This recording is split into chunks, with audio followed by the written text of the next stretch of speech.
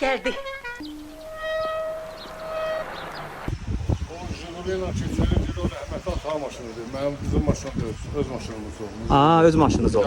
Yaşar sürən maşın. 06 idi də deyəsən. Oğlum deyil. 01. O qaloş atıra belə fışma burada atılır. Burada. Sırafilə şildəni orada vurur. Sonra o gəlib, ortada gəlib, hamısı burada atılır. O hemen bu kırçanı.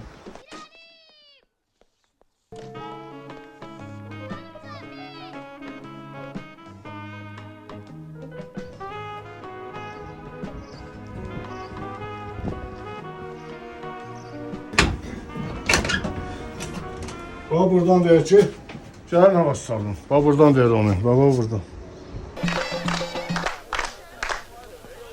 Gelin havası çalın.